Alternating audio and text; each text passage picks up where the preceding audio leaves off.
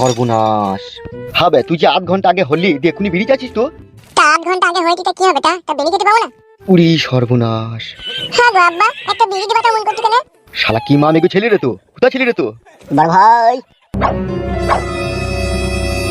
বৌদির বাচ্চা হবে শুনে আমি আর থাকতে পারিনি, মনটা খাকুলি বিকুলি করছিল, দুধ নিয়ে একবারে চলে এলাম। কি ব্যাপার বড় ভাই, মনটা ভারী ভারী, ছেলে হয়েছে তো খুশি হওয়া দরকার তো। কি লিয়েছিস ওইটা? ওটা কি হলো? বড় ভাই আপনি শর্টকাটে কথা বুঝেন না নাকি? এটা দুধ নিয়ে এসেছি গো। দুধ লিয়ে আইছিস? হ্যাঁ গো। আমি দুধ খাবো না, একটা বেরিয়ে দিতে বলতে কখন থেকে? আর দুধ খাবে বানাইতে, আমি দুধ খাবো না। তুই ছেলে না অন্য কিছু বে? ওই শুরে বাচ্চা, ছেলেটাকে তখন থেকে মন ভালো করে ধমক ধমক দিচ্ছ কেন? ছোট ছেলে কোলে লাড়ি মারি চুমকি যাবে। এলো এই মাংমারানি খান কি রড ভাতারি মাগি কি ছেলে জন্ম দিল, খাওয়ার পরে বিড়ি খাবে বলছে? তুই আর ভটারির বেটাবে মাংমানি ভাই, তখন থেকে একটা বেরিয়ে দিতে পারছি না, বড় বড় কথা বানাইতে এতে। ও কি কথা বার্তা রে বাপ? আব্বা ভাই কি তোর? আমি তো নতুন এই পৃথিবীতে এলাম, আব্বা তো বটে, তাকে বেরিয়ে দিচ্ছ না কেন? সাদা কুকুর দেখেছিস খায়ের উপরে বিষ ফোঁড়া হয়ে গেল রে। বড় ভাই এ ছেলে লয়, আমার মন বলছে এই ছেলে লয়, এ নিশ্চয়ই জিন ভূত হবে, না হলে হাওয়ার পরে আবার কোনো ছেলে বিড়ি খায়? এ তো বাপের জীবনে আজকেই শুনলাম। তাই তোর মনে এখন মিডিয়া ফিডিয়া চলে এলে তো বিশাল মুশকিল হয়ে যাবে রে। ওগো শোনো, বাড়ি নিয়ে চলো আমাকে। হারে সাদা কুকুর, এ কি জন্ম দিলাম রে আমি? সেইটাই তো গো বড় ভাই, বিশাল আশ্চর্যের ব্যাপার তো। হবে তোর কাছে আবার জিনের আশ্রয় নাই তো? ওই মুকাচুদা, একটা বেরিয়ে দিবে তখন থেকে আবার ঘর পাকা মারাইছি। উড়ি বাপ রে বাপ। ওগো তুমি বাড়ি চলো গো, বাড়ি থেকে যা হোক করবে। শালা কি ছেলে জন্ম দিলাম রে আমি? আমি তো আল্লাহকে মানাই করলাম যে আমি এমএলএ সাহেবের ঘরে জন্ম হব না, আমাকে ঠেলে গুজি পাঠিয়ে দিল। কি কথা বলছিস রে সাদা কুকুর? আমি এই পৃথিবীতে তোমার ঘরে আসতেই চাইছিলাম না, আমাকে দৌড় দৌড় করে পাঠাইলো। আমার তোমার ঘরে জন্ম নিয়েও আমার শান্তি নাই, মানে একটা বেরিয়ে দিচ্ছিল তখন থেকে। ওগো আমাকে বাড়ি নিয়ে চলো গো। সাদা কুকুর, জি বড় ভাই যান। তুই এদিকে বাইক করলে আয়, আমি ডাক্তারের কাছ থেকে ছাড়ের কাগজটা লিখে লিছি। ঠিক আছে বড় ভাই যান। কই গো টাটকা ভাইপু, এলাও দুধটা খেয়ে লাও। তুই মাইক ভুল খাবো বে, শান্তি ছেলে। কাকা হইছি রে, গাল দিছিস কেন মনে করে? তা আমাকে দুধ খেতে বলবে কেন? বেশ বাপ, তোকে দুধ খেতে হবে না বাপ। কোলে এসো বাপ, বাপ শোনো আমার কোলে এসো। পালাবে কোলে মারাইতে, তাহলে হেঁটেই চল দেবো। এই হেঁটেই যখন চল দিবছ, নাম নাম চল। হ্যাঁ এই তো।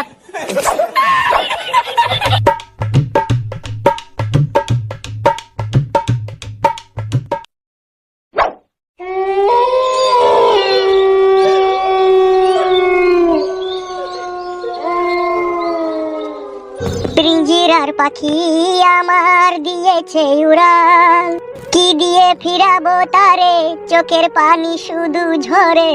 জুড়া তো নিও না হায়রে, ভাঙায়ে কপাল। যখন রাত্রি নিঝুম, নেই চোখে ঘুম, একলা শূন্য ঘরে, তোমায় মনে পড়ে বউগো, তোমায় মনে পড়ে। তুমি এত নিষ্ঠুর পাষাণ হলে কিভাবে, বুঝতে পারি না গো বিধি। আমি কি যে ঝামেলায় এখন পড়েছি, নিজেকে বুঝাইতে পারছি না।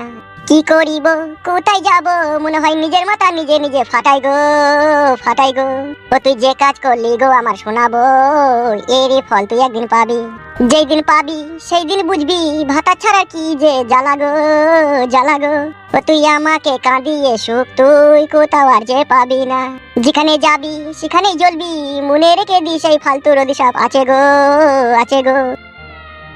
এ ভাই ফালতু আর দুঃখ করিস না ভাই, তোর জন্যই সবকিছু করছি আমরা। কি আর বলবো কালো কুকুর ভাই, সত্যের যুগে মেয়েরা স্বামীকে ভগবানের চোখে দেখতো, আর এই মাঙের কি যে যুগ এলো, স্বামীকে কেটে ডিরামে ভয় দিচ্ছি স্ত্রী। এসব কি বলছিস ফালতু তুই? ঠিকই বলছি কালো কুকুর ভাই।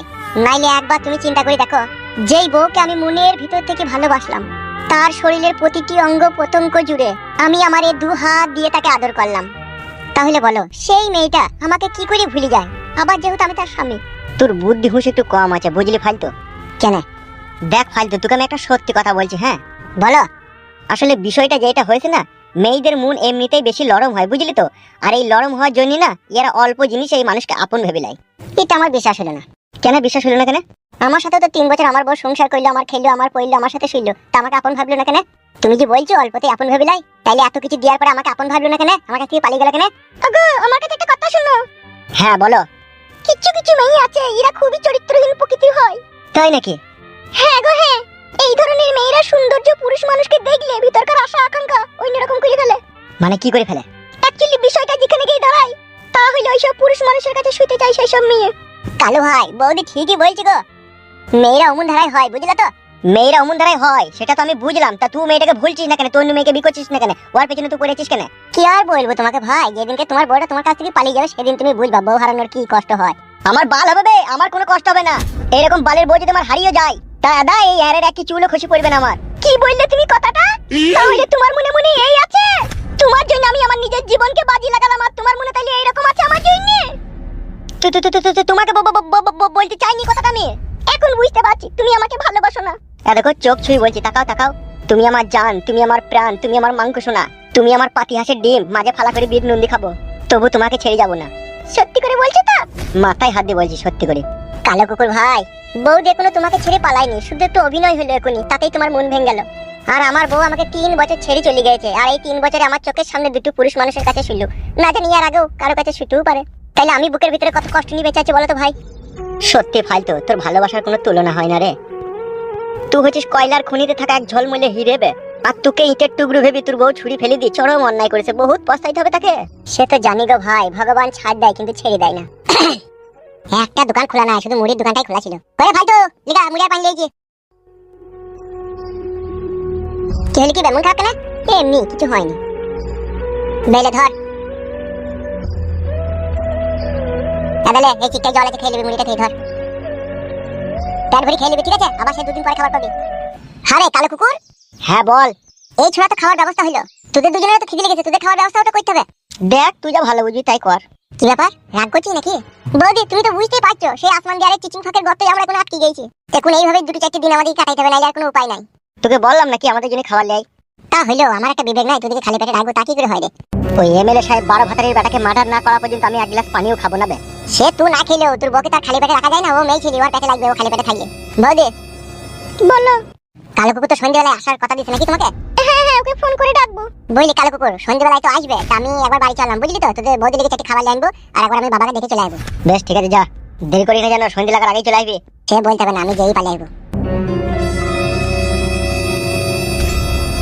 কি রে ফালতু, তুই মুড়ি খেলি গা?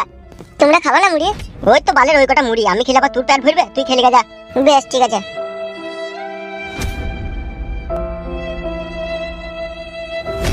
তুমি চিন্তা করছো নাকি? আমি আবার কি চিন্তা করব? আমি আমার স্বামীর প্রাণ বাঁচাইতে এসেছি, আমাকে চিন্তা করলে হবে বলো?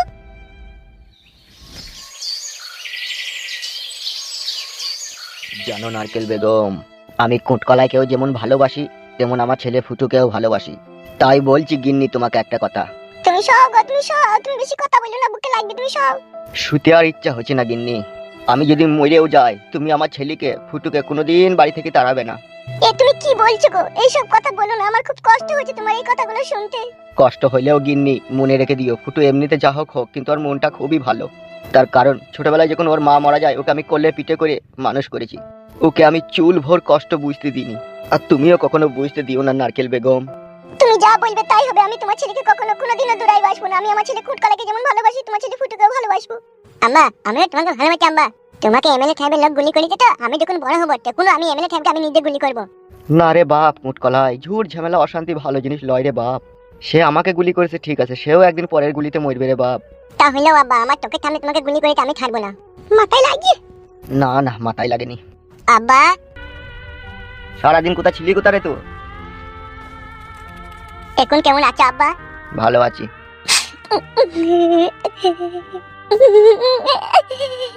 কি হইল রে, কাঁদছিস কেন?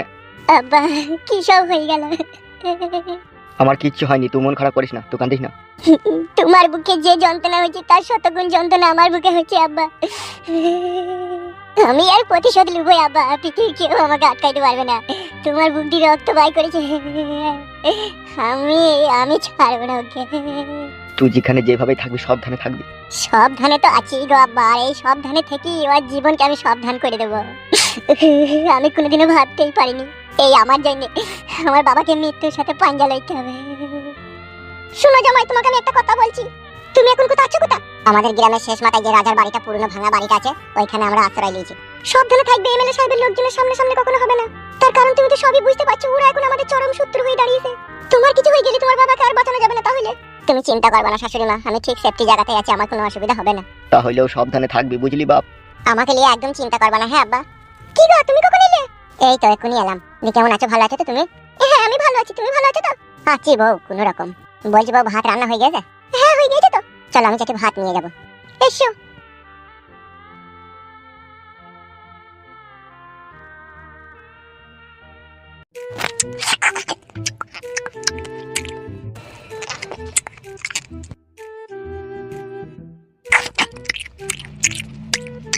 মাছ ভাজাটা ভালো হয়েছে। মাছটা কি তুমি জাপানি তেল দিয়ে ভেজেছো নাকি? না, এমনি সরষের তেল দিয়ে ভেজেছি। হ্যাঁ হয়েছে, ভালোই টেস্ট হয়েছে। শোনো আমি চললাম। হ্যাঁ, ভাত কটা কুড়িয়ে খেলে না কেন, উঠে পড়লে? আমার পেট ভরে গেছে। কালো কুকুরের বউ না খেয়ে আসলে খাবারটা তাড়াতাড়ি যেতে হবে। তুমি এখানে সাবধানে থাকবে, বেশি হুড় পাজা করবে না, ঠিক আছে? বেশ, তোমাকে চিন্তা করতে হবে না, ঠিক আছে? আমি ওই রাত 12টা সময় করে আসবো, ঠিক আছে? দরজা খুলে রাখবে তুমি। হ্যাঁ, কত রাতে সেবা কি করবে বুঝে না নাকি? কতদিন করিনি, এতদিন পরে আমার দিকে একবার নজর দিলে তাহলে? তুমি আমার সাথে ব্যবহার ভালো করলে তোমার দিকে নজর দেবো, আর ব্যবহার খারাপ করলে আমি নজর দেবো না, আগে থেকেই বলেছি। ও কথা বললো না, আমি তোমার সাথে ব্যবহার ভালো করবো। বেশ ঠিক আছে, তুমি থাকো, আমি রাত্রে আসবো। হ্যাঁ ঠিক আছে।